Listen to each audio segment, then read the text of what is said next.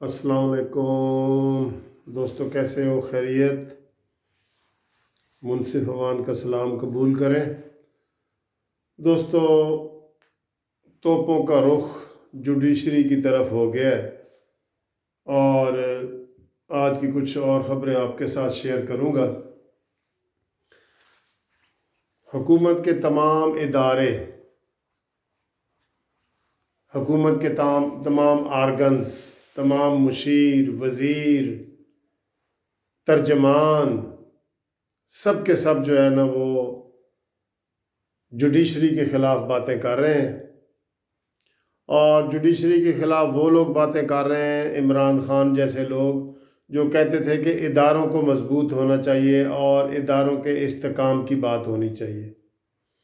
आज फिरदौस आशिक अवान साहबा ने ये कहा है कि जी जो रेफरेंस हम दायर कर रहे हैं वकार सेठ जस्टिस के ख़िलाफ़, जिसने परवेज़ मुशर्रफ को सज़ाए मौत का हुक्म सुनाया था, कि जो ही इसको अगर हम ये डिक्लेयर करवा लिया कि ये ज़हनी तौर पे अनफिट है तो इसका ये फ़ैसला भी कलअदम करार हो जाएगा।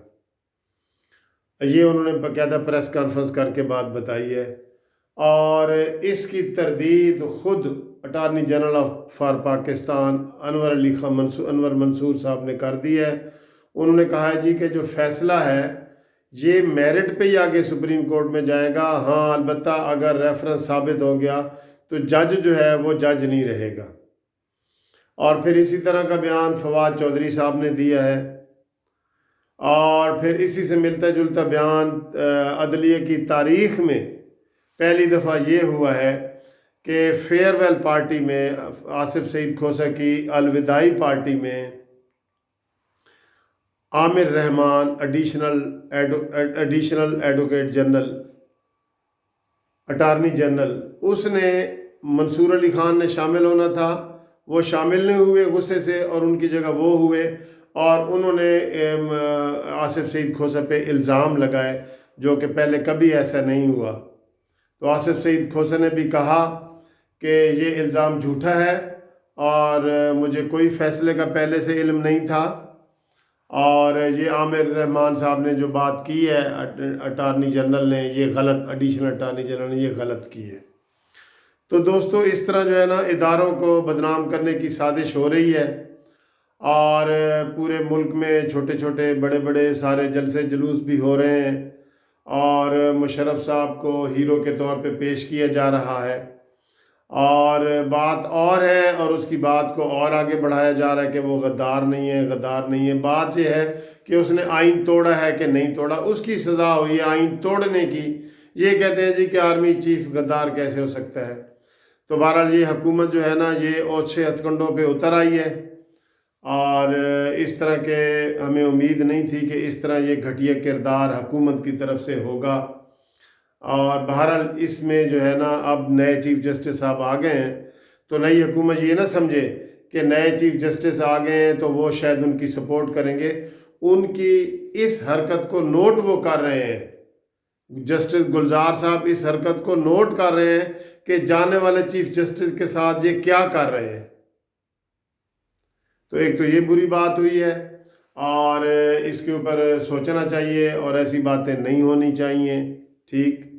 दूसरी बात, आज तैयब अर्दवान जो मुसलमाना के हीरो हैं और उन्होंने आज खुलेआम ये बता दी कि इमरान ख़ान को सऊदी अरब ने धमकी दी थी कि अगर तुम Malaysia summit, Islamic summit conference में गए तो तुम्हारा तेल भी बंद कर देंगे और तुम्हारे जो $2 अरब हमने बैंक में रखे हुए हैं वो भी निकलवा देंगे और सारे पाकिस्तानियों की छुट्टी भी करा देंगे और आपके पाकिस्तानियों की जगह बांग्लादेशियों को ले आएंगे।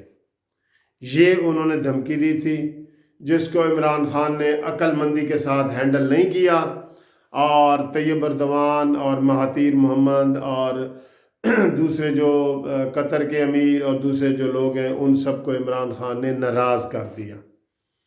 खुद पहले हामी भरी, इतनी अगर आपके अंदर इतना गोडे गिट्टों में पानी नहीं था तो आप हामी ना भरते। आप कहते भी मैं सारी चीज़ मशवरे से करके करूँगा। आप तो कहते हैं कि असूलों पे खड़े हो जाना चाहिए, تو آپ نے ادھر بھی پاکستانیوں کو بھی شرمندگی دلائی اور پوری مسلم امہ کو بھی شرمندگی دلائی، اور یہ بات آج پوری دنیا میں جو ہے نا وہ طیب اردوان کے ذریعے ہمیں پتہ چلی کہ آپ جو ہے تیل ادھار لینے کے اوپر بک گئے ہیں، اصولوں پہ بک گئے ہیں، اور 52 ملکوں نے، جو اسلامی ملکوں نے آج ایک سٹرانگ آواز اٹھانی تھی، اس کو آپ نے چھوڑ دیا اور اپنے ذاتی اور مالی مفاد کے لیے آپ سعودی عرب کے جو ہے نا اس کو اچھے طریقے سے ہینڈل نہیں کر سکے۔ ورنہ یہ نہ ہوتا، آپ ان کو تھوڑا یقین دہانی کرا دیتے کہ ایسے ایسے بات ہے تو آپ سمٹ میں بھی جا سکتے تھے، سعودیوں کو بھی، لیکن آپ کے اندر اتنا کوئی ویژنری چیز ہو تو ہے نا، پھر ہے یہ ہوئی ہے۔ اور اس طرح کے یہ بڑے افسوسناک آج کے یہ سارے واقعات ہوئے ہیں۔ تو آج پھر زلزلہ بھی ہمارے کافی ملکوں میں آیا ہے، اللہ تعالیٰ ہمیں پناہ میں رکھے اور ہمارے جو گناہوں کو معاف کرے اللہ تعالیٰ۔ زلزلہ بھی آج بڑا شدید زلزلہ تھا، 6.4 پوائنٹ کا زلزلہ آیا ہے، پنجاب میں زیادہ تر آیا ہے اور KPK کے کچھ علاقوں میں آیا ہے، لیکن ابھی تک کی رپورٹ کے مطابق کوئی جانی مالی نقصان نہیں ہوا۔ تو اس طرح یہ آج کی جو گفتگو ہے کہ اداروں کا آپس میں ٹکرانا اور حکومتی نمائندوں کا جوڈیشری کے اوپر حملہ کرنا، یہ بڑا خطرناک ثابت ہوگا، کیونکہ آج پاکستان بار کونسل کے نمائندے نے کہہ دیا ہے کہ ہم وقار سیٹھ صاحب کا تحفظ کریں گے۔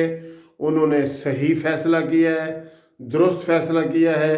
سپریم کورٹ کے صدر سید قلب حسن صاحب نے بھی یہی کہا ہے کہ ہم جوڈیشری کا دفاع کریں گے، اور اس طرح یہ ادارے آپس میں ٹکرانا شروع ہو گئے ہیں۔